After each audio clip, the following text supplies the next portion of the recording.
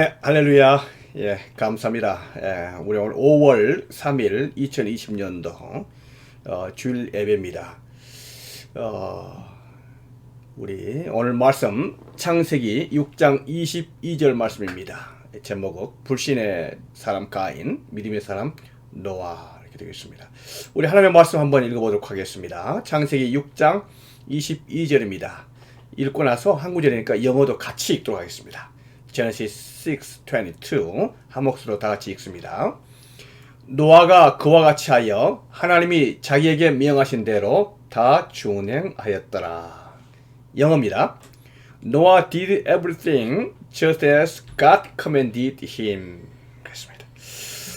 예, 우리가 하나님의 말씀을 같이 살펴보는데요. 오늘 말씀을 전하면서 전하기 전에 한 가지 말씀 드리고 싶은 게 있습니다. 우리 본 설교는요, 우리 성령 세미나용입니다. 성령 세미나 하면서 강의 설교 형태로 해서 코로나 이 바이러스 기간 동안에 현장 예배를 드리지 못하므로 강의 설교 또 성경 세미나 형태로 진행되고 있습니다. 그래서 보통 설교로 하기보다도 강의 설교 위주로 성경 세미나 위주로 나가기 때문에 관심 있게 성경에 대해서 이렇게 성경의 공부하기를 원하시는 분들은 많은 도움이 될 수 있으리라고 생각이 됩니다. 그래서 성경에 대해서 깊이 또 시간 있을 때 이렇게 같이 묵상하면서 하나님의 말씀을 상당히 깊이 있는 내용들입니다. 그래서 깊이 있는 내용들 같이 보면서 묵상하고 또 듣고 은혜 받는 시간을 갖도록 하겠습니다. 저희 지난주에요, 창조에 대해서 하나님의 말씀을 살펴본 적이 있었습니다. 그래서 지난주 말씀이 어느 정도 이해가 되고 또 기억이 나야지 이번 주 설교가 연결이 되면서 은혜가 됩니다. 지난주에 했었던 그 말씀을 잠깐 한번 리뷰하면서 살펴보는 시간을 갖도록 하겠습니다. 하나님께서 천지를 창조하였습니다. 6일 동안 사람을 창조하시고 에덴 동산을 만드시고 천지를 다 창조하셨다고 말씀하셨습니다. 그러면 우리 한 가지 질문이 있다고 그랬었죠. 하나님께서 왜 천지를 창조하셨는가? 6일 동안에 온 우주 만물을 만드시면서 마지막에 사람을 만드시고 에덴 동산에 두셨습니다. 하나님께서 창조주 하나님께서 무슨 이유로 이렇게 천지를 창조하시고 또 사람을 만드시고 지구를 만드시고 이렇게 해서 에덴 동산을 만드셨나? 그 하나님의 계획이 무엇이었나? 하나님의 목적이 무엇이었나? 이거가 우리가 알 필요 있지 않겠습니까? 하나님께서 목적 없이 계획 없이 이것을 다 만드셨을까요? 아이들 놀이하듯이? 그건 아니거든요. 하나님께서 분명 목적을 가지고 만드셨을 줄 믿습니다. 하나님의 창조의 목적, 하나님의 창조 계획, 이걸 한마디로 말한다면 하나님의 경륜 이렇게 말할 수 있겠습니다. 하나님의 God's providence 이렇게 볼 수가 있습니다. 하나님의 경륜이죠. 우리 신학적 용어로 하나님의 경륜 이렇게 말합니다. 하나님의 경륜이 있다면, 창조의 목적이 있다면 그것이 뭐겠습니까? 그게 바로 우리가 창세기 2장 15절에서 말씀하셨던 것처럼 하나님의 나라입니다. 그래서 에덴 동산을 만드시고 거기에 아담과 이브를 만드시고 거기에 두실 때는요, 하나님의 나라의 관점에서 하나님께서 모두를 이끌어 가신다 이렇게 보셔야 됩니다. 하나님께서 에덴 동산을 하나님의 나라로서 만드신 겁니다. 하나님의 나라에는 3요소가 있다 했었죠. 백성, 영토, 주권입니다. 자, 이렇게 볼 때에 하나님의 나라에서는요, 백성, 아담과 하와가 있어야 되고 그 후손들이죠. 영토, 에덴 동산을 중심으로 한 지구 이렇게 볼 수 있죠. 그 다음에 주권입니다. 그 주권이 뭐라고 그랬습니까? 그 주권은 바로 하나님의 주권이죠. 민주주의에서는 그 주권이 사람들이 있지만 하나님의 나라 The Kingdom of God에는요, 그 주권이 왕이신 하나님께 있습니다. 그 주권은요, 주권이라는 것은 통치를 의미하죠. 하나님의 주권은 하나님의 통치가 의미가 됩니다. 그래서 하나님께서 사람들을 통치하시고 지구를 창조하실 때에 통치의 수단이 뭡니까?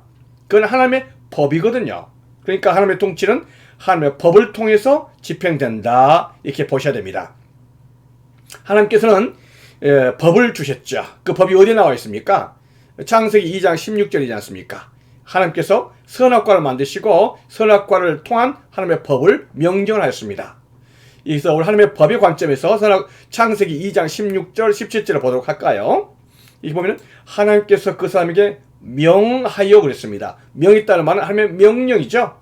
명령이라는 말은 하나님의 법을 말하는 것입니다. 그러니까 법을 만드신 제정자는 누구시라고요? 하나님, 창조주 하나님. 그 법을 수여한 사람, 받은 사람 누굽니까? 그 사람 아담이죠. 그리고 아담을 중심으로 한 하와, 그리고 그 후손들을 말하겠습니다. 예, 법에는 하라와 하지 마라가 있는 거 아니겠습니까? 하라는 것이 있습니다. 뭐죠? 동산 각종 나무의 모든 열매는 임의적으로 마음대로 모두 좋다 하는 하라는 거죠. 하지 말라는 것이 뭘까요? 하지 말라는 것은 선악과만큼은 먹지 말라, 이렇게 말하는 겁니다. 선악과 먹지 말라. 그 사람들은 로봇처럼 이렇게 선악과를 먹지 않도록 만들어 놓았으면 될 걸. 예, 먹어도 좋고 안 먹어도 좋고 자유의지가 있거든요. 이 법을 우리가 교통법규 그러지 않습니까? 지켜도 되지만 또 안 지키면 안 지킬 수 있는 거 아니겠습니까? 미국에서 교통법을 한번 안 지키면 또 뭐 시시하니까 안 지킬 수 있어요. 근데 한번 걸리면은 눈물 빠지죠. 벌금도 세고, 예, 고생합니다.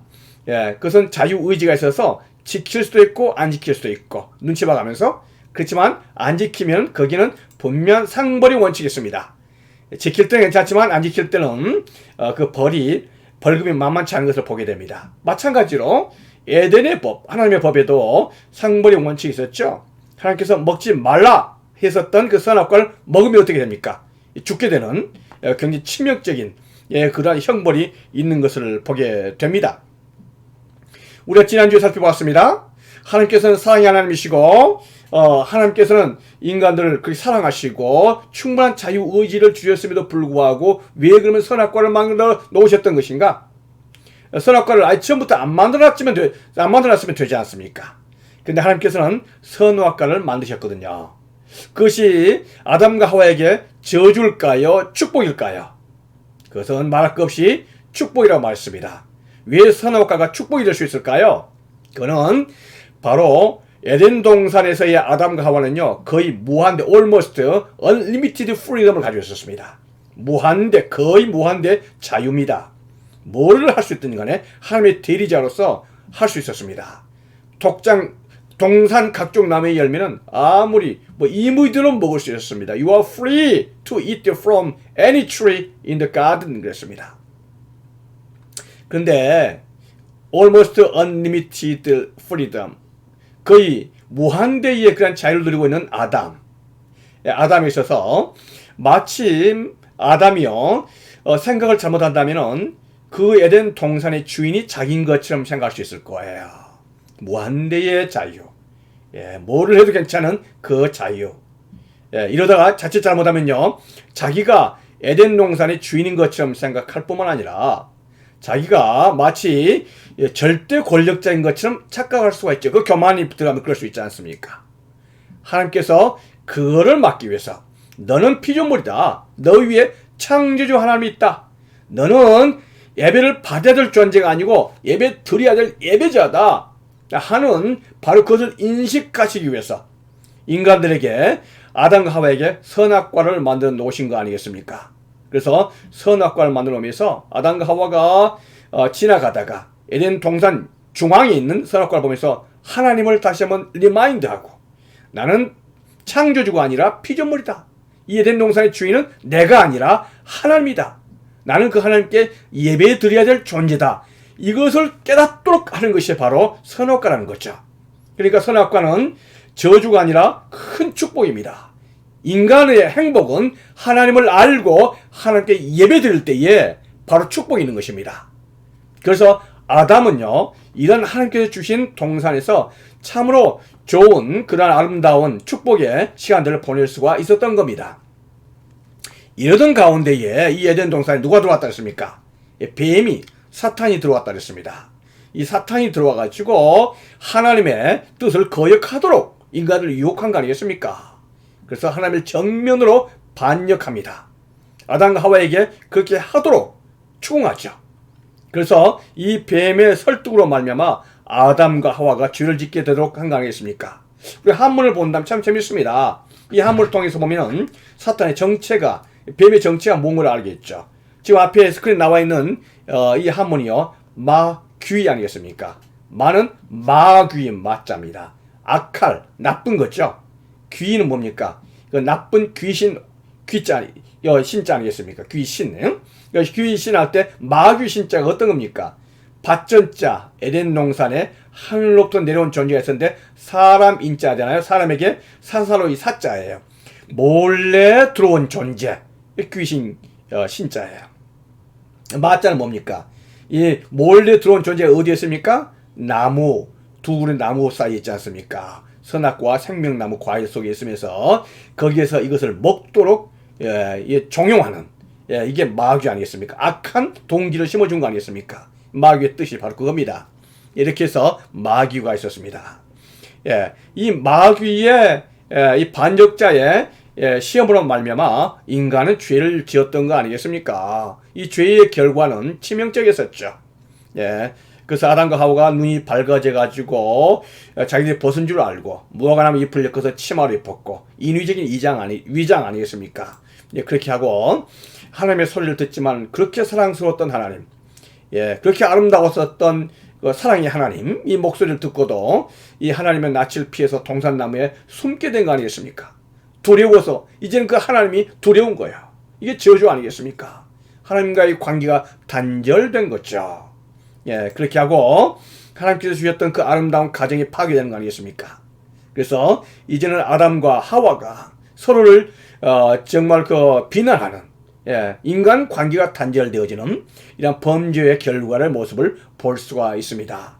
그 축복의 에덴 동산, 하나님의 나라 에덴 동산, 그것을 관리를 못함으로 말미암아 하나님을 택했던 것이 아니라 사탄을 택함으로 말미암아 이 에덴 동산은 축복의 에덴 동산이 아니라 이 죄로 말미암아 불행의 에덴 동산, 에덴의 저주의 에덴 동산으로 변하게 되었던 것을 보게 되는 것입니다. 불행 아니겠습니까? 이 하나님께서 주셨던 아름다운 축복의 에덴, 이 에덴이 왜 이렇게 정말 불행의 에덴, 저주의 에덴으로 전락하게 되었습니까? 우리가 여기서 한 가지 살펴볼 게 있습니다. 인간의 죄로 말미암아 이 에덴이 불행한 저주의 에덴으로 바뀌었잖아요. 그리고 인간은 벌을 받았잖아요. 그러면 하나님께서는 그 다음에 뭐를 하셔야 되겠습니까? 바로 거기에 하나님의 마음이 있지 않겠습니까? 하나님을 반역하고 사탄을 택했었던 이 아담과 하와, 창조주 하나님께서는 아담과 하와를 어떻게 하셔야 되겠습니까? 바로 그 하나님의 그 다음 단계가 우리에게 참으로 중요하고 그 관심을 가져야 될 바로 그 내용 아니겠습니까? 하나님께서 어떻게 하십니까? 그 하나님께서는 아담 하와에게 찾아오셨습니다. 찾아오신 하나님이십니다. 그 하나님께서 오셔가지고 아담아, 내가 어디 있느냐 이렇게 아담에게 물어보신 거죠. 아담이 어디 있는지 몰라서 하나님께서 물어보시겠습니까? 아담에게 너가 있어야 될 그 위치, 너가 있어야 될 위치는 하나님 앞에서 축복된 그 땅 에덴이지 않겠는가? 그런데 내가 하나님을 거역하고 반역하고 이제 죄를 지음으로 너가 있어야 될 자리를 잊지 못하고 정말 그 누추한 그 죄에 나라가 떠든 내 자신이 어디 있느냐, 이걸 말씀하신 거 아니겠습니까? 그래서 하나님께서는요 반드시 아담을 찾아오십니다. 왜 그렇습니까? 아담은 하나님의 사람이었거든요. 에덴은 바로 하나님의 동산이었거든요. 그래서 하나님께서는 창조 시에 품으셨던 하나님의 계획과 하나님의 뜻을 포기치 않으신 겁니다. 하나님이 품고 계셨던 그 뜻을 반드시 이루시고야만은, 하나님께서 이루시야 말겠다는 하나님의 그 의지, 그게 바로 아담을 찾아오셨던 하나님의 계획 속에 있는 거 아니겠습니까? 내가 어디 있느냐? 하나님께서는 반드시 하나님께서 창조전에 품으셨던 그 에덴에 대한 그 계획, 그 구상을 이루시고야 말하신 줄로 믿습니다. 그래서 창세기 1장, 2장, 3장 에덴을 만드시고 에덴 동산에 하나님의 나라를 두셨던 그 하나님께서 마찬가지로 요한계시록 20장, 21장, 22장에서 에덴 동산을 갖다가 이루시고야만은, 새하늘과 새 땅을 이루시고야만은 하나님의 전체적인 계획, 바로 그 하나님의 뜻과 하나님의 열심과 하나님의 계획을 우리가 보게 되는 것입니다. 하나님께서는 반드시 찾아오십니다. 하나님의 사람들을 반드시 포기치 않고 붙잡으시고 하나님의 뜻을 이루시고야 마시는 하나님의 계획인 것을 우리가 보게 되는 것입니다. 이렇게 해서 하나님께서 아담에게 뭐라고 말씀하십니까? 하나님의 뜻을 회복하는 그러한 하나님의 마음 계획 속에서 원시복음을 주시지 않습니까? 그래서 앞으로 오실 메시아를 말씀하신 것이죠. 여자의 후손을 말씀하십니다. 여자의 후손이 와서 내 머리, 사탄의 머리를 상하게 것이요. 그래서 사탄을 치시고 사탄을 심판하실 하나님의 계획을 말씀하신 거죠. 요한계시록에 가서 이것이 완벽하게 이루어지게 될 겁니다. 예수님의 십자가에서 사탄은 이미 머리가 껴져서 사탄은 아무 힘을 쓸 수 없는 바로 그 사탄의 치명적인 상처를 우리가 보게 되는 건 아니겠습니까? 그래서 메시아가 올 것을 말씀하시고 그 대책으로 사탄을 심판하신 거죠. 뿐만 아니라 이제 그 죄의 수치심으로 말미암아 무화과나무를 입고 있었던 아담과 하와에게 하나님께서 가죽옷을 지어서 입히신 것입니다. 그래서 아담과 하와에게 개입하시고 하나님의 옷을 입혀주신 거죠. 그래서 하늘로부터 가려워진 이 옷을 입으셔서 앞으로 오실 인간의 허물을 가려울, 인간의 죄를 가려울 바로 메시아 예수님에 대한 예표로 이 가죽옷을 지어서 입히신 것을 보게 되는 것입니다. 그리고 나셔서 하나님께서 뭐를 하십니까? 여호와 하나님이 이르시되 보라, 이 사람이 선악을 아는 일에 우리는 하나같이 되었으니 그가 그의 손을 들어 생명나무 열매도 따먹고 영생할까 하노라 하시고 어떻게 하셨어요? 에덴 동산에서 보내시고 생명나무의 길, 생명나무를 먹지 못하도록 이렇게 그룹들과 하나님의 천사들이죠. 두루 도는 불칼로 지키시도록 했습니다. 그래서 하나님의 대책 3인 것을 보게 되죠. 이거는요, 인간이 죄를 범함으로 말미암아 이제는 죽을 존재로 변하게 됐습니다. 어떻게 죽습니까? 자연스럽게 죽기도 하겠지만 병들어서 죽기도 하겠고 또 나이 들어서 늙어서 수명이 다해서 죽을 수 있지 않겠습니까? 이렇게 힘이 다 연약해서 다음에 늙어서 또 병들어서 이렇게 될 때에 생명나무 열매 따먹고 여러분 그렇게 오랫동안 천년만년 산다 할지라도 그게 무슨 축복이겠습니까? 그래서 하나님께서는 생명나무 길에서 떠나도록 했었던 것이 오히려 죄를 범한 인간에게 주어진 하나님의 축복과 하나님의 사랑인 것을 보게 되는 거죠. 이 생명나무의 길입니다. 생명나무 길이 그때 당시에는 막혀 있었지만 하나님께서는 이 생명나무 길을 열어주실 때가 있을 줄로 믿습니다. 생명나무 과일, 영원히 사는 영생 생명나무 과일을 준비해 주시는 거죠. 이 생명나무 길을, 생명나무는 누구를 의미할까요? 바로 예수님을 의미하고 있죠. 예수님께서는 우리에게 생명을 주시는 바로 그러한 분일 줄로 믿습니다. 이렇게 해서 우리가 지난주에 말씀을 리뷰를 했습니다. 그렇다면 오늘부터 주시는 그 말씀 한번 살펴보면서 연속되는 말씀을 통해서 살펴보도록 하겠습니다. 아담과 하와, 죄를 범한 아담과 하와의 집안에 마침내 그 죄의 안 좋은 부정적인 결과들이 나오기 시작했습니다. 그래서 그 가정이 깨어지게 되는 거 아니겠습니까? 아담과 하와의 자식이었던 가인과 아벨. 아벨이 하나님께 예배를 드렸습니다. 제사를 지냈었죠.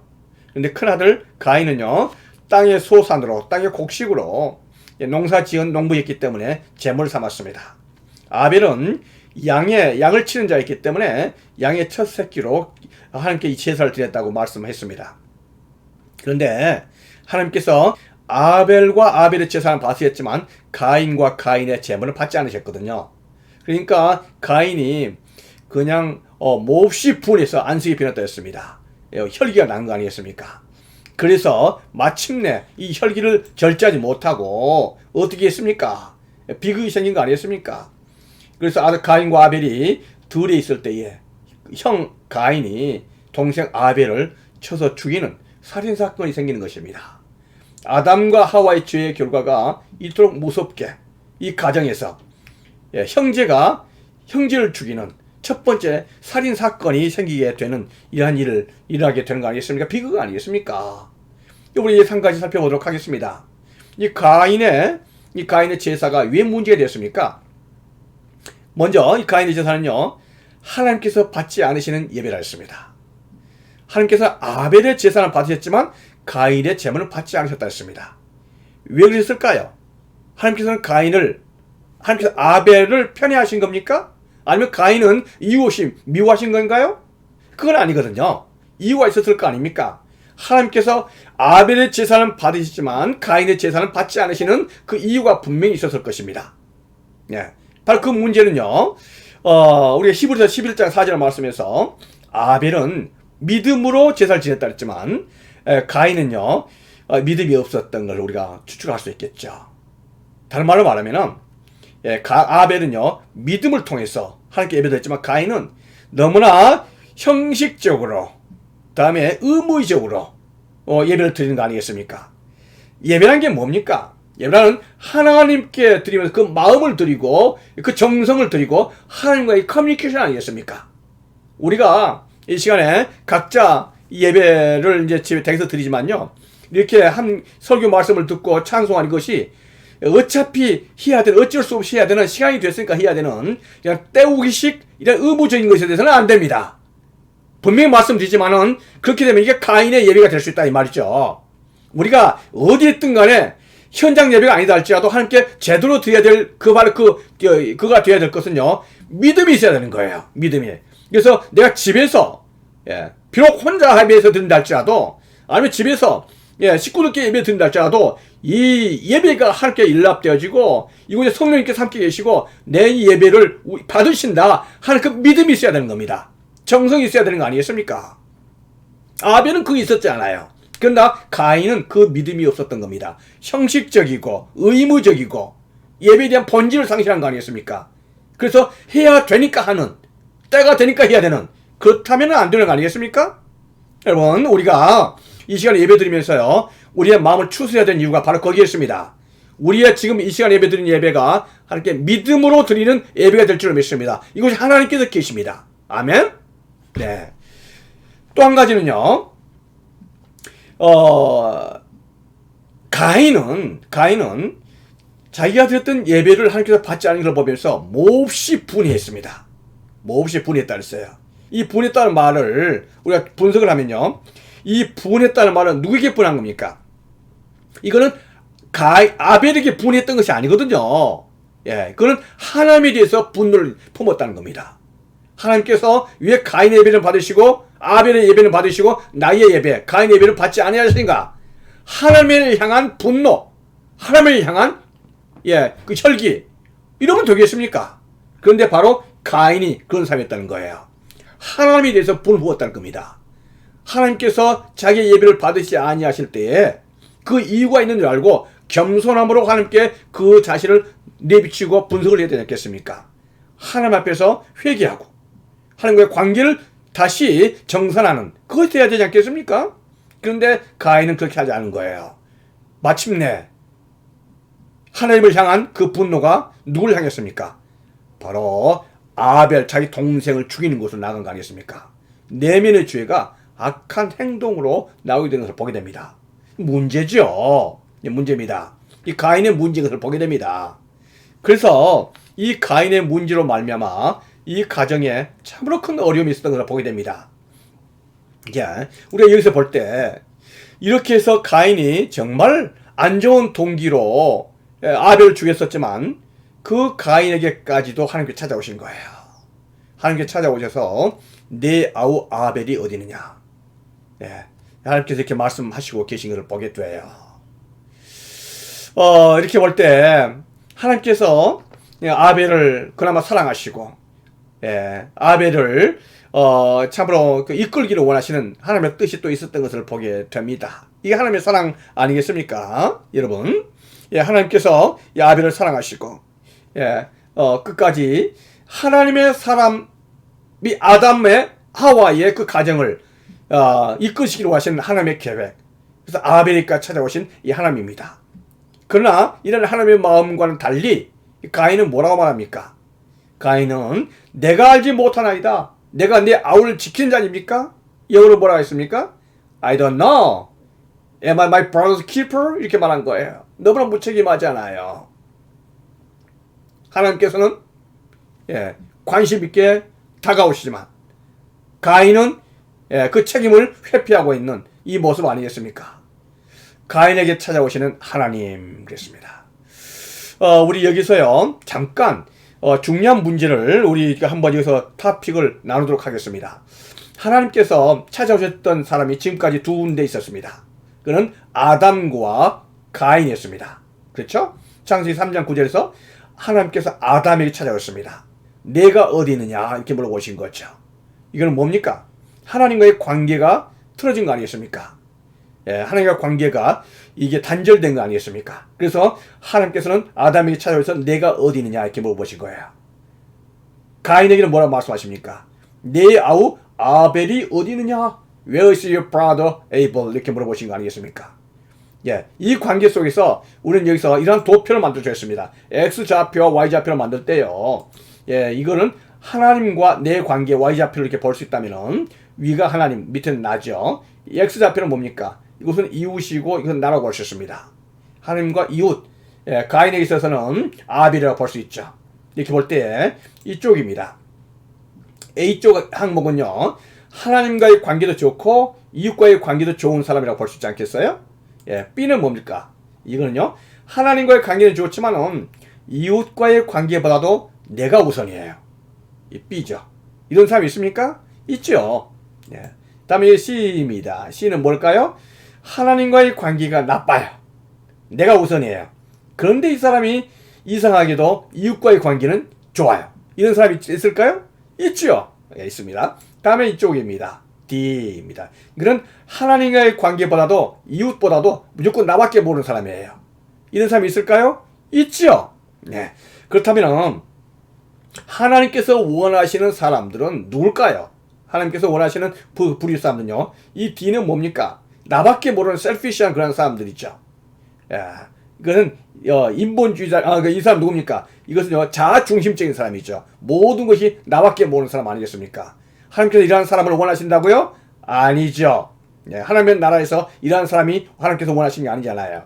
다음에 C입니다. C는요 하나님과의 관계는 나빠요. 내가 우선이에요. 그런데 이 사람은 이웃과의 관계는 좋고 그래요. 이런 사람이 있을까요? 있죠. 인본주의자들, 휴머니즘 하는 사람들 이렇게 볼 수가 있습니다. 이러한 사람도 하나님께서 우리에게 원하는 그런 사람이 아니죠. 다음에 B는 뭡니까? B는요 하나님과의 관계는 좋지만은 이웃과의 관계보다도 내 중심이에요. 이거는 많은 경우에 보통 저와 여러분도 이 부류에 소속될 때가 많습니다. 전체적은 아니다 할지라도 무의식주에서 내가 하나님을 믿고 교회 다니고 기도하는 이유가 뭡니까? 내가 축복받고 자식들이 축복받고 내가 잘되기 위해서 그런 거 아니겠습니까? 그렇다면 이 부류에 들어가겠죠. 그런데 이 부류까지도 하나님께서 우리에게 온전히 원하는 그런 삶이 아니잖아요. 우리가 성숙해서 나가기를 원하는 것은 바로 하나님과의 관계도 좋고, 그래서 내가 하나님께 축복을 받는다면은 누구를 위해서? 하나님과 이웃을 섬기도록 하기 위해서 하는 이 A가 아니겠습니까? 그래서 A가 뭘까요? 이게 바로 하나님의 나라의 삶이고 제사장의 나라의 삶 아니겠습니까? 하나님께서 바로 아담과 가인에게 찾아가셔서 하셨던 그 하나님의 마음, 이게 하나님의 가스 마인드 아니겠습니까? 하나님의 관심이죠. 하나님의 인터레스트, 하나님의 관심이 뭘로 나타날까요? 하나님의 법으로 나타나게 하셨어요. 하나님의 법입니다. 하나님의 마음입니다. 그래서 하나님께서는 이 말씀부터 이 도표를 통해서 하나님의 역사를 이끌어가는 바로 섭리요 이 법으로 통용되는 것을 보게 됩니다. 중요한 도표죠. 좀 더 우리가 이 말씀을 가지고 묵상을 해야 될 줄로 믿습니다. 자, 이렇게 할 때에 하나님께서는 가인에게 심판을 하시죠. 뭐라고 말씀하십니까? 내가 땅에서 저주를 받을 것이요, 땅이 다시는 그 효력을 내게 주지 아니할 것이요, 너는 땅에서 피하며 유리하는 자가 되리라 하는 하나님의 그 심판과 판결을 말씀하시고 계십니다. 여기서 이제 우리가 한 가지 본다면요, 형자입니다. 한문을 제가 설명하는데요, 형자는요 입구변의 사람인 자입니다. 사람의 입이죠. 뭘까요? 사람이 입을 가지고 뭘 하겠습니까? 이거는 하나님에 대한 기도, 이렇게 볼 수 있죠. 기도를 하고 중보자, 중재자 이런 역할을 한 말을 하겠죠. 그래서 그 집안에 중재자, 기도하는 사람이 바로 형이다 이런 뜻이 되겠습니다. 자, 한문이 참 성경적인 뜻으로 이렇게 됩니다. 그런데 가인이 이 형의 역할을 하지 못하고 어떻게 됐습니까? 그 가정에 참으로 안 좋은 흉악한 그 일들이 벌어지지 않겠습니까? 기도가 아니라 칼을 가지고 온 거 아니겠습니까? 그래서 흉자가 되는 것입니다. 우리가 이 말씀을 우리가 깊이 묵상한다면은 참 이 속에서 은혜를 받게 되고 우리의 해야 될 일을 알게 될 걸로 보입니다. 자, 이런 하나님의 판결을 가지고 가인이 두려워하면서 하나님께 탄원을 하죠. 그 탄원이 뭡니까? 가인이 여호와께 아뢰되 내 죄벌이 지기가 너무 무거우니이다 이렇게 말합니다.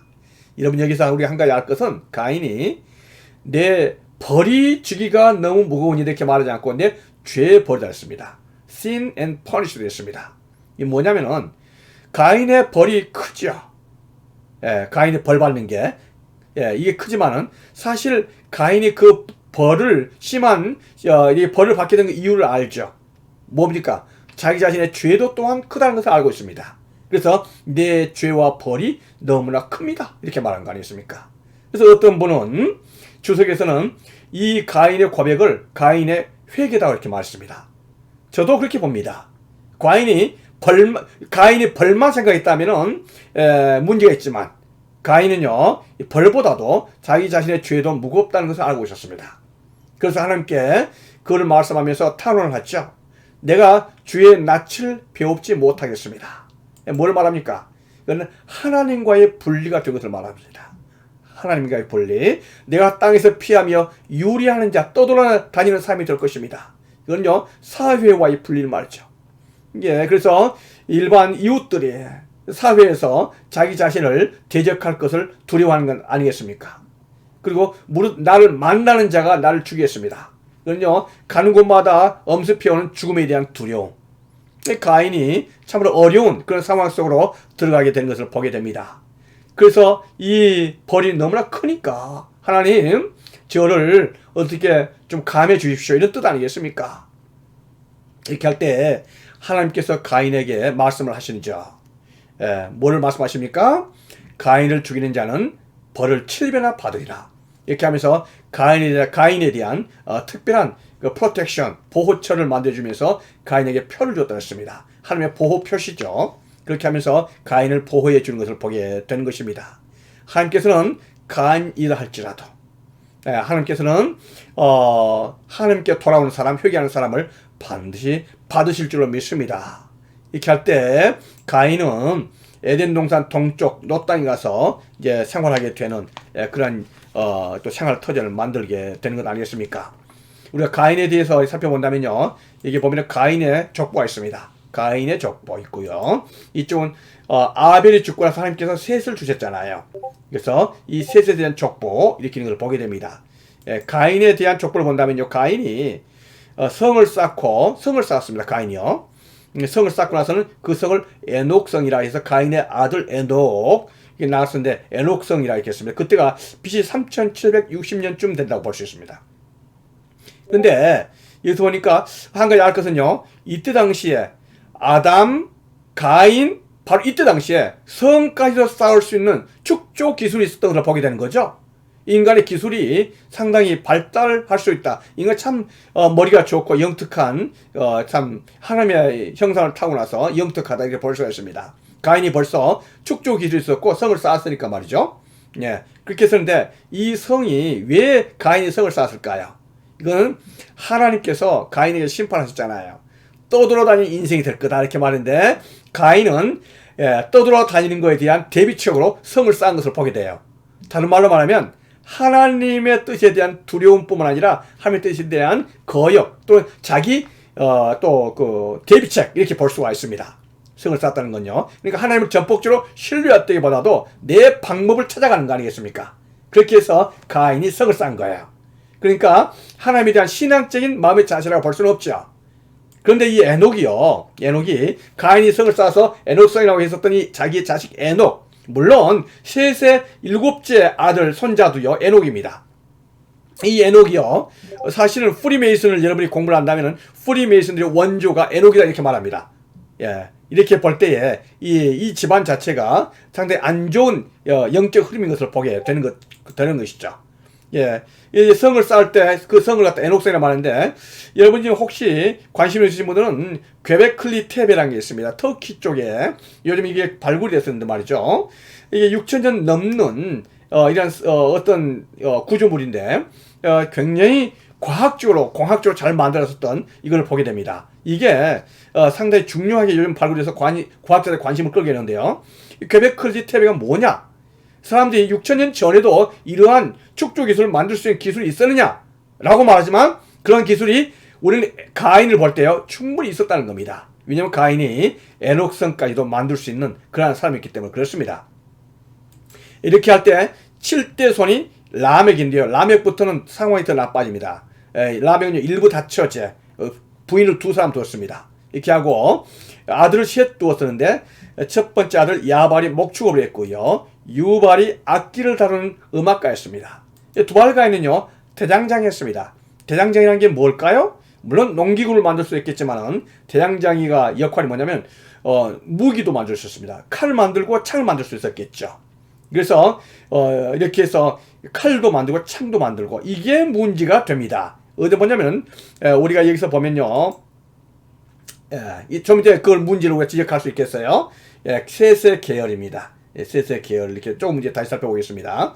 이렇게 보면요, 이 라멕 우리가 창세기 4장을 이렇게 볼 때 라멕의 노래, 이를 우리는 또 The Song of Sword 그래서 칼의 노래라고 볼 수가 있습니다. 창세기 4장 23절 24절 보면은 이런 말씀 있죠. 라멕의 아내들에게 이르되 아다와 실라여 내 목소리를 들으라. 라멕의 아내들이여 내 말을 들으라. 나의 상처로 말미암아 내가 사람을 죽였고 나의 상함으로 말미암아 소년을 죽였도다. 가인을 위하여는 벌이 7배일진데 라멕을 위하여는 벌이 77배 이르로다 하였다 이렇게 말한 거예요. 여기서 보니까 라멕이요 나의 상처로 말미암아 내가 사람을 죽였다 했습니다. 그러니까 자신에게 상처를 입힌 사람을 갖다가 화가 나서 어떻게 했다는 거예요? 죽였다는 거죠. 근데 그 죽인 사람이 누구였습니까? 소년이다, 소년.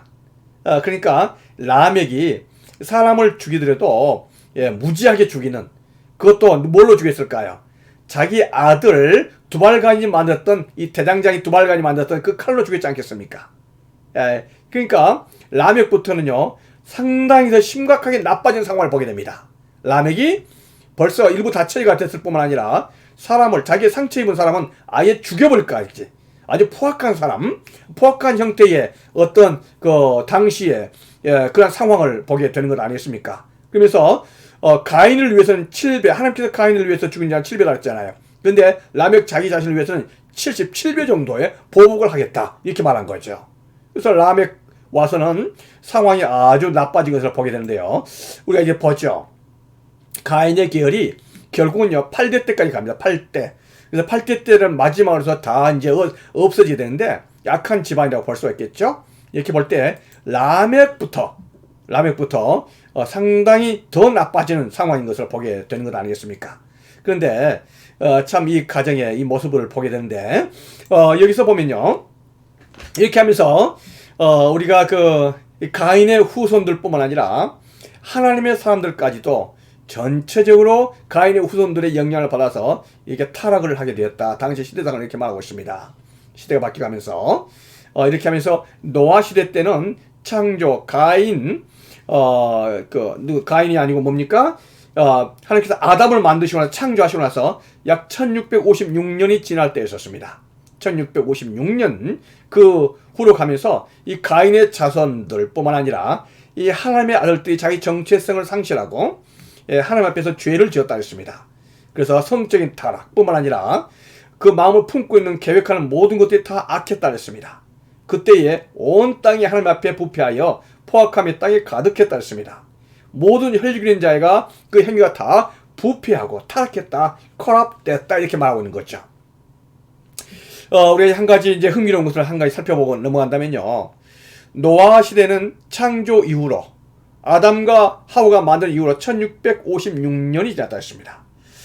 1656년 할 때 노아 당시에 인구 숫자가 사람 숫자가 몇 명 정도 됐을 걸로 생각이 되십니까? 1656년이 됐다 할 때요. 아담 하와 두 사람 이렇게 시작해서 1656년이 흐르면 몇 명이 될까요? 여러분, 사람은요 기하급수적으로 증가합니다. 기하급수적으로. 어떤 사람은요 40년 배수의 법칙 그랬습니다. 40년이 지날 때마다 배가 된다 이렇게 말하는 거죠. 이렇게 할 때 1656년이 되면 41세대가 지나갑니다. 그래서 여러가지 상황을 감안한다 할지라도 노아 시대 사람들 인구 숫자가요 2억 명이 훌쩍 넘는 그러한 계산법이 나옵니다. 여러분 그 생각해 보신 적 있습니까? 노아 당시에 인구수가 2억 명이 넘었다. 대단한 거 아니겠습니까? 예. 그런데 계산법으로 보면 이게 맞습니다. 예. 그래서 노아 당시에 사람들이 2억 명이 넘는 사람들이 이 지구상에 살고 있었는데 모든 사람들이 생각하는 것이 다 포악했었고 부패했었고 하나님을 떠났었다 이렇게 됐습니다. 가인의 후손뿐만 아니라 하나님의 사람 셋의 후손들까지도 모두가 다 타락했었던 당시의 시대 상황이었었다 이렇게 이야기를 하고 있습니다. 이러한 상황 속에서 하나님께서 한 사람을 주목하신 거 아니겠습니까? 누구였습니까? 노아죠. 노아는 의인이요 당대 완전한 자라 이렇게 말했습니다. 하나님과 동행했다 했거든요. 모든 사람이 다 타락하고 부패했는데 노아만큼은 의인이었었고 완전한 자였었고 하나님과 동행한 사람이었었다 이렇게 말하고 있습니다. 물론 거기에 하나님께서 노아는 하나님께 은혜를 입었다 이렇게 말하고 있죠. 하나님의 은혜였다는 것을 말하고 있지만서도요. 우리 한 가지 여기서 퀘스천했습니다. 모든 사람이 이렇게 타락했을 당시에 노아는 어떤 이유로 의인의 삶을 살 수 있었고 완전한 자의 삶을 살 수 있었고 하나님과 동행했었는가? 이유가 있었을까요? 없었을까요? 당연히 이유가 있었다고 볼 수 있습니다. 노아가 자기 스스로의 의지로 하나님과 동행하면서 신앙의 삶을 살았으리다 이렇게 생각하는 것은 우리가 그거는 안 되는 거 아니겠어요? 신앙 교육이 있었을 것입니다. 그 힌트를 우리가 어디서 얻을 수 있을까요? 본문 말씀에서 바로 9절입니다. 이것이 뭐라고요? 노아의 족보란 말이 여기서 나오는 것이죠. 그러면 노아의 신앙생활에 영향을 미쳤었던 노아의 족보가 있었다는 것을 알게 되는 건 아니겠습니까? 좀 더 우리가 관심 있게 살펴보도록 하겠습니다. 노아의 족보 있습니다. 노아의 족보가 어떠한 영향을 미쳤을까요? 예, 여기는 가인의 계열 아니겠습니까? 가인의 계열은 하나님을 전적으로 거부하고 하나님을 반역하는 계열에 있었습니다. 예, 그러나 아벨 다음으로 하나님께서 셋을 주셨잖아요. 이 셋의 후손들입니다. 예, 셋은 그 이름의 뜻이 appointed, 지명한 뜻이죠. 지명이 뭡니까?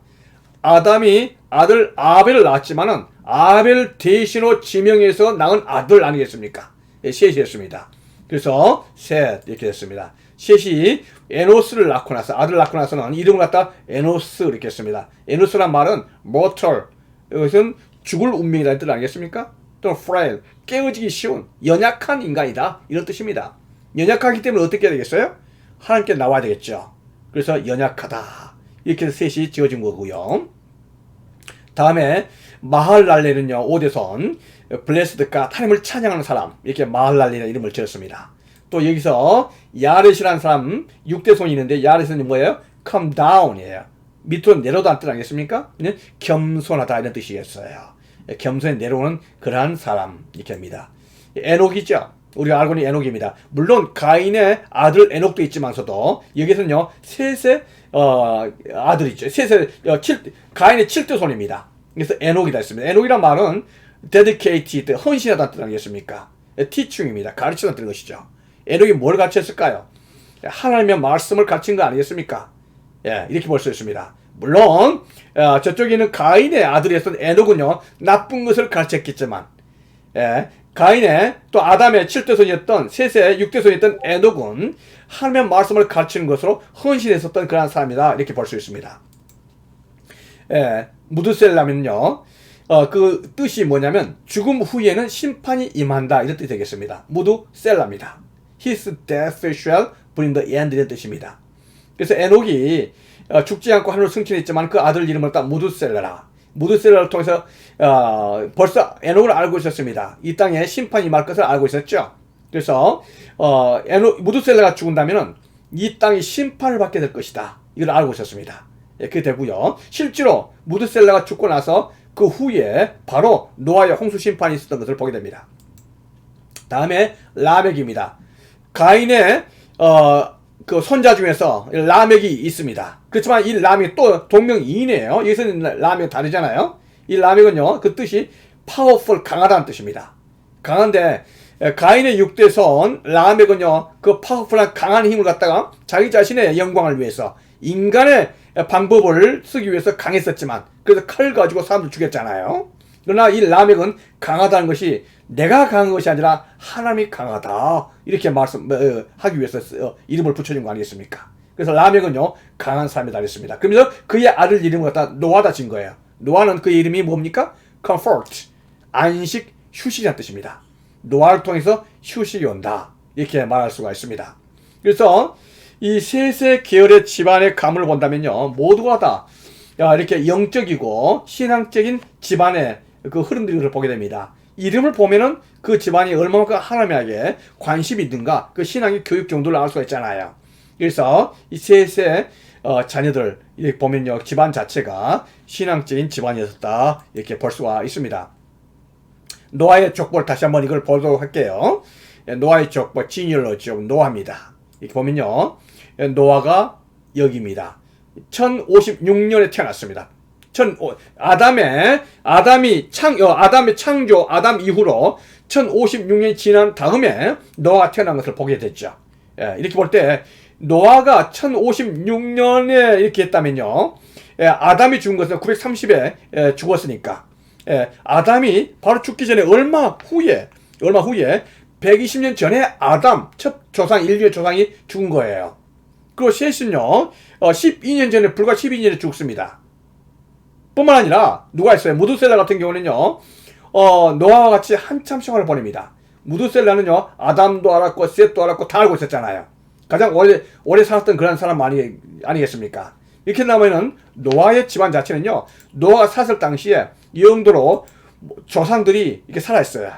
그러니까 노아는 혼자서 생활했던 게 아니고 정말 무드셀라 같은 그의 정말로 그 믿음의 선진들, 조상들이 다 이렇게 살아있을, 바로 이때 당시에 살았기 때문에 전해 내려오는 하나님의 말씀을 다 들어왔었던 이 노아의 집안인 것을 보게 되죠. 노아는 그러니까 충분하게 구전으로 내려오는 하나님의 말씀을 가지고 신앙 교육을 받았었던 것을 우리가 보게 되는 것 아니겠습니까?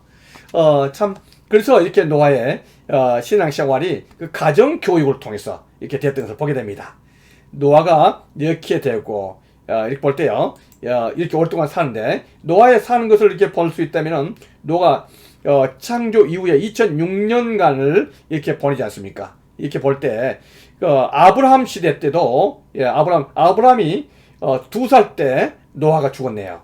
그렇기 때문에 이 땅에 전해 내려오는 그런 이야기들이 아브라함까지도 전달되었다. 우리가 이 족보를 볼 수 있는 눈이 있어야 됩니다. 그래야지 전체 픽처를 알 수 있습니다. 우리는 너무나 많은 경우에 아담은 아담이고 셋은 셋이고 마할랄은 마할랄이고 노아는 노아고 이렇게 생각하니까 이 전체 도표를 보는, 이 족보를 보는 눈이 상실하는 거예요.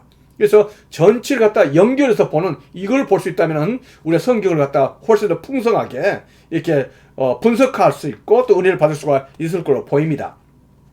이렇게 해서 노아가 자기 할아버지들에게 충분한 교육을 받았었잖아요.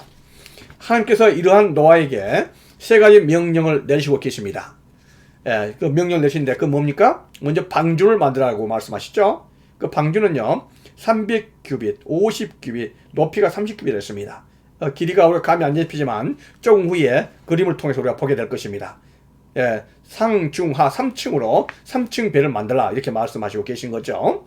또 하나 명령 뭐였을까요? 방주를 만들고 모든 생물을 암소 한 쌍씩 방주로 끌어들이라는 거죠. 방주로 끌어들이라, 이렇게 말씀하시고 계십니다. 방주로 끌어들일 때 토끼 같은 순한 것도 있지만요, 호랑이 같은 더 큰 공룡 같은 걸 끌어들이려면요, 참 이렇게 쉬운 문제는 아닙니다. 모든 지구상에 있었던 모든 생물체를 다 이렇게 한다는 게 결코 쉬운 건 아닙니다. 뿐만 아니라 또 뭐가 있어야 됩니까? 한 1년 이상을 방주에서 생활을 해야 되는데 먹을 양식이 필요하잖아요. 그 양식을 누가 준비해야 됩니까? 노아가 준비해야 되는 거예요. 그러니까 방주 만들고, 다음에 다 만들어 놓으면 모든 동물들을 이렇게 끌어와야 되고, 또 동물을 끌어올 뿐만 아니라 그 방주에서 홍수 이후에 1년간을 방주 생활해야 되기 때문에 거기서 먹을 것을 다 준비해야 되고, 결코 쉽다기보다도 너무나 어려운 미션이요 사명인 것을 보게 됩니다. 여기서 우리가 먼저요 방주의 크기를 한번 볼까요? 방주 사이즈입니다. 이렇게 볼 때 방주 전체가 길이는요 300규빗이라 했잖아요. 300규빗은 한 135m 정도, 443피트입니다. 굉장히 크죠. 그 다음에 이 높이는 어떻게 됐습니까? 30규빗이잖아요. 14m. 이 넓이는요 50규빗이니까 23m가 됐습니다. 굉장히 큰 변경을 보이게 됩니다. 이거를 노아 당시에 지어야 되는 거죠. 우리로 지금 한다면 이런 큰 컨테이너선과 같은 규모의 이 배를 만들어야 되는 거 아니겠습니까? 어떻게 노아가 이것을 만들 수 있을까요? 노아가 만들어야 되지 않겠어요? 하나님께서 그런 능력을 노아에게 주실 줄을 믿습니다. 이 크기는요 어떻게 지나갔습니까? 상중하 3층으로 지났습니다. 상중하 3층으로. 그래서 이 칸을 다 만들어 가지고 동물들을 그 칸 속에 다 집어넣어야 되지 않겠습니까? 그래야지 베개가 안정성이 있는 거 아니겠습니까? 다 지으라 이렇게 말씀하시죠. 이 노아의 방주를 분석을 이렇게 해볼 때요, 노아의 방주는 지을 때 가장 관건이 뭐냐면은 배의 복원성입니다. 배가, 이 큰 배가 이렇게 이제 홍수가 나고 나면 거대한 파도가 밀려오고 쓰나미가 밀려오고 막 그럴 겁니다. 이 노아의 홍수는 비만 되는 게 아니었습니다. 지지가 화산이 터지고 지진이 막 일어나는, 땅이 갈라지는 그런 거대한 지질 변동까지도 같이 옵니다. 그렇기 때문에 쓰나미가 막 닥쳐오겠죠. 그래서 이 배는요 큰 파도 가운데서 복원력이 좋아야 됩니다. 안 그러면 넘어지죠. 죽죠. 다음에 파랑 안정성인데 파도 가운데서 안정적이어야 돼요.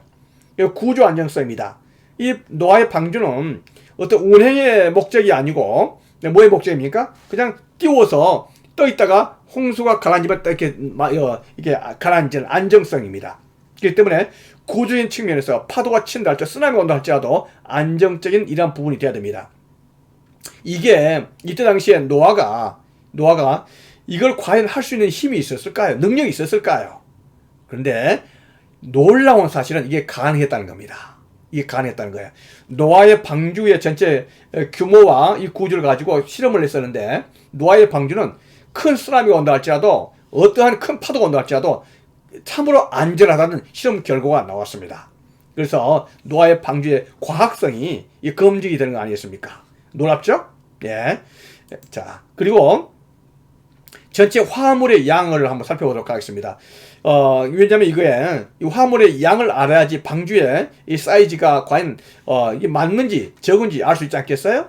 그래서 당시에 모든 동물들을 이렇게 우리가 본다면요, 전체 동물들 종수가 17,600종이었습니다.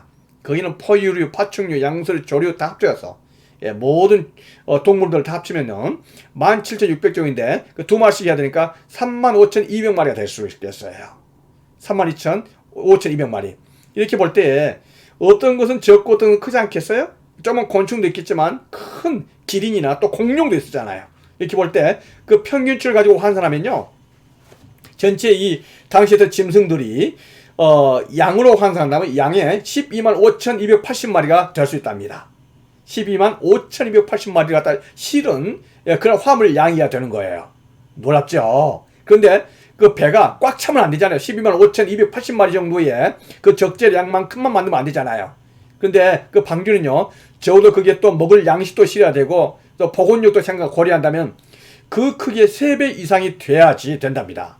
자, 이렇게 볼 때에 화물의 양에 차지한 그것에 대해서 이 배의 방주의 크기를 환산한다면요, 방주에 실을 수 있는 동물 수가 양으로 환산한다면 125,280마리라면은 이걸 갖다 기차에, 이 객차에다 실린다면 기차 객차가 한 150개 정도가 필요하답니다.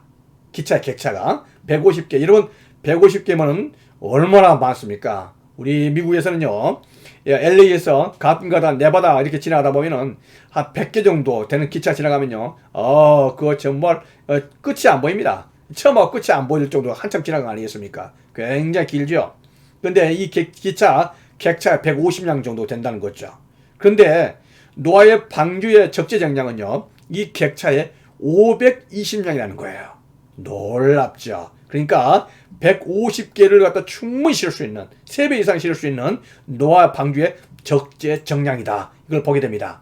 그러니까 하나님께서 이 노아의 방주를 충분하게 그렇게 지었다, 이것을 짓도록 하셨다, 이것을 보게 되는 것입니다.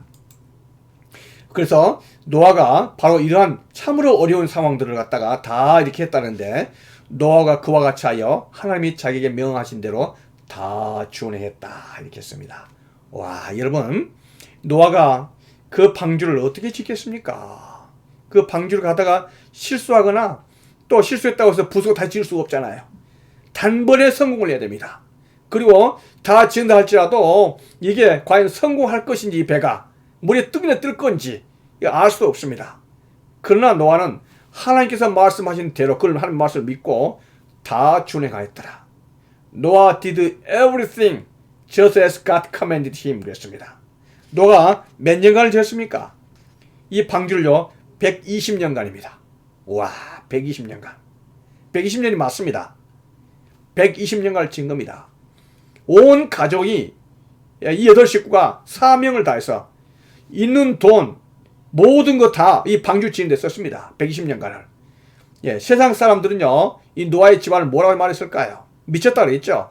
바닷가도 아니고 산꼭대기에서 이 방주를 지은데 경제성 있는 활동을 하지도 않고 뭐에 쓸 수도 없는, 그때 당시에 사람이 노아를 방주를 갖다 어디에 쓸 걸 생각이나 했겠습니까? 노아도 안 했겠습니까? 근데 이 평생을 120년간을 만들 거 아니겠습니까? 세상의 평가보다도 하나님의 뜻에 전폭적으로 순종했었던 이 노아가 그와 같이 하여 하나님이 자기에게 명하신 대로 다 준행하였더라. 노아의 순종의 모습인 줄로 믿습니다.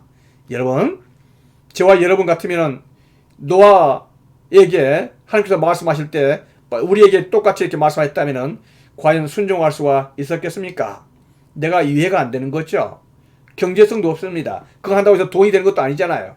유람선을 쓸 수 없습니다. 그럼에도 불구하고 하나님께서 하라고 하심으로 그걸 끝까지 했었던 노아의 모습을 보게 되는 것입니다.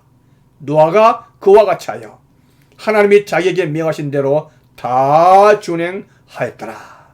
아멘. 우리가 노아 방주의 교훈을 통해서 마무리하면서 결론적으로 몇 가지 살펴보기를 원합니다. 이 노아는요 방주 전 우주적인 홍수에 대한 이 방주의 필요성은 하나님의 계획이었습니다. 노아의 계획이 아니고 하나님의 계획이었습니다. 홍수가 온다는 것도 하나님의 계획이고 하나님의 작품이었습니다. 하나님의 뜻이었습니다. 이 땅에 코로나가 오는 것도 하나님의 계획이고 하나님의 뜻이었습니다. 홍수가 올 때 홍수에 대한 대비책으로 방주가 필요할 것을 아셨던 것도 하나님의 뜻이었습니다. 노아의 뜻이 아니었었죠.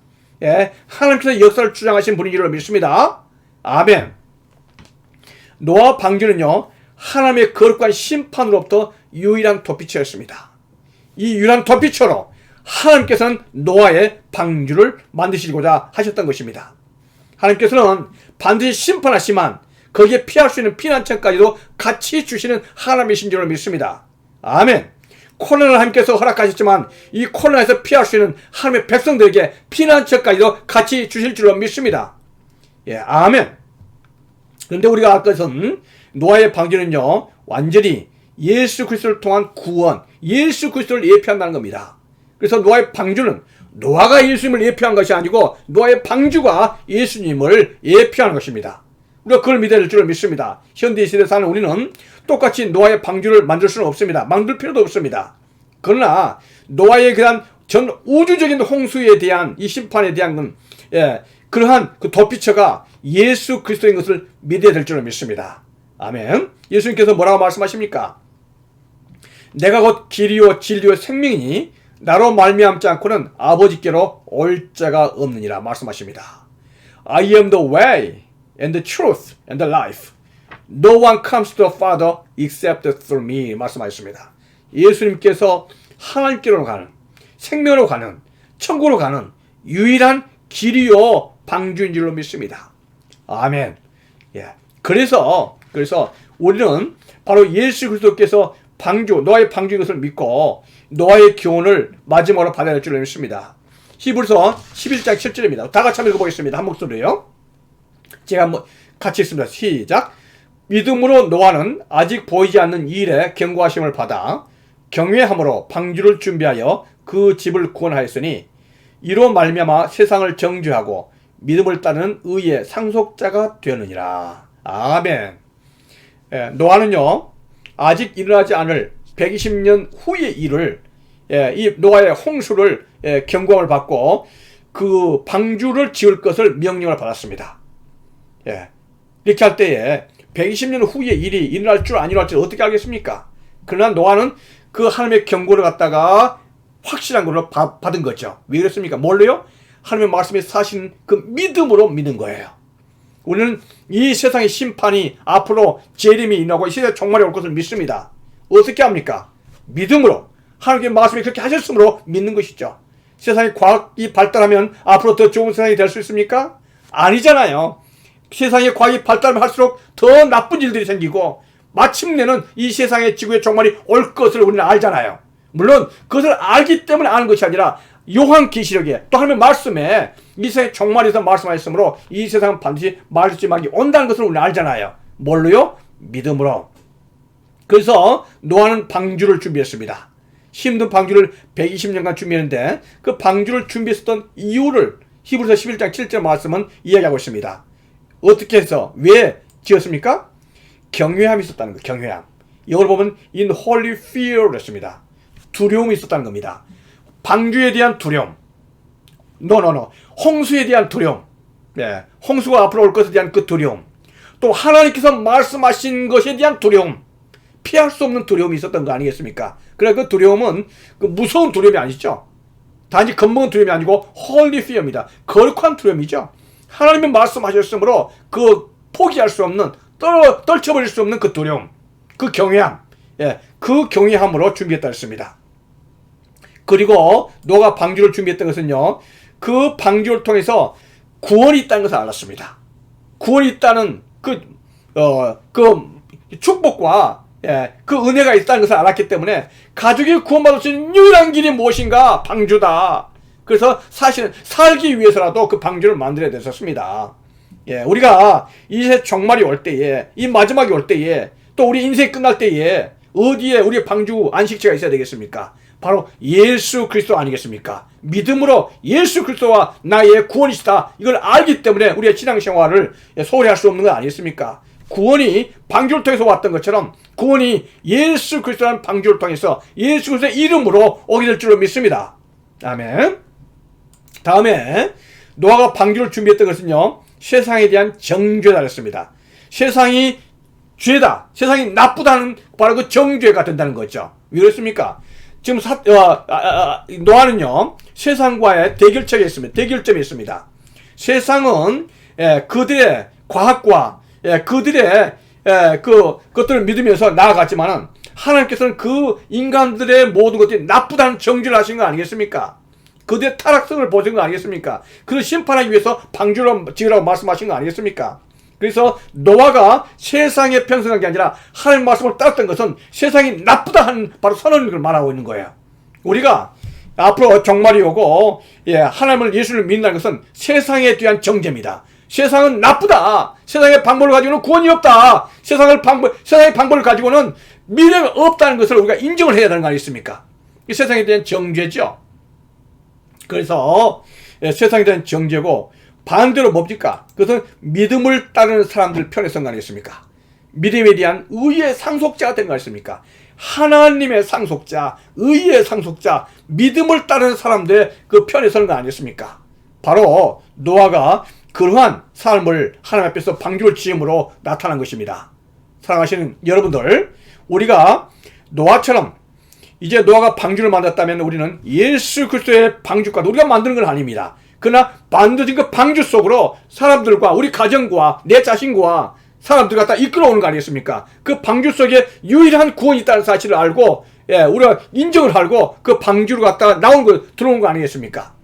바로 이러한 측면에서 우리는 경외함으로 이 방주, 예수 그리스도의 방주 속에 거할 줄로 믿습니다. 이거는 세상이 나쁘다, 세상이 잘못됐다 하는 것을 정죄하는 거예요. 뿐만 아니라 반대로 예수 그리스도 우리 하나님께서 말씀하셨던 그 말씀이 옳다 하는 그 믿음을 따르는 바로 그러한 상속자가 되는 것입니다. 이 말씀을 믿고 정말 노아처럼 꿋꿋하게 정말 절망하지 않고 실망하지 않고 포기치 않고 믿음의 방주 가운데 거하시는 우리 귀한 분들, 우리 이만희 식구들, 그리고 모든 분들 되시기를 축원드립니다. 아멘. 노아처럼 하나님께서 함께 하시는 귀한 분들 되시기를 축원드립니다. 제가 기도드리겠습니다. 하나님 아버지 감사합니다. 참으로 어려운 시기들이고 힘든 시기들입니다. 아버지 오늘 노아를 통해서 하나님의 말씀을 듣게 해주신 것을 감사드립니다. 노아의 그 마음속에 갈등이 왜 없었다고 말할 수 있겠습니까? 수많은 갈등들과 수많은 고민들이 있었겠지만서도 그러나 노아는 하나님께서 주셨던 그 말씀이 옳은 줄 알고 믿음으로 120년간 굳건히 붙잡고 있었고 온 집안 식구와 그 노아의 방주를 붙잡고 있었습니다. 아버지 하나님, 우리가 다른 것들을 믿는 것이 아니라 예수 그리스도 안에서 하나님의 말씀을 믿고 그것이 방주인 줄 알고 아버지 소망 가운데 나가는 우리 귀한 분들 될 수 있도록 주여 붙잡아 주시고 인도하여 주시옵소서. 코로나가 심판처럼 전 우주를 덮고 있지만, 지구를 덮고 있지만, 그러나 방주 가운데 예수 그리스도의 은혜 가운데 계시는 우리 모든 분들 주님께서 보호해 주시고 인도하여 주실 줄로 믿습니다. 방주의 안식과 평강이 있게 하여 주시옵소서. 예수 그리스도 이름으로 기도했습니다. 아멘.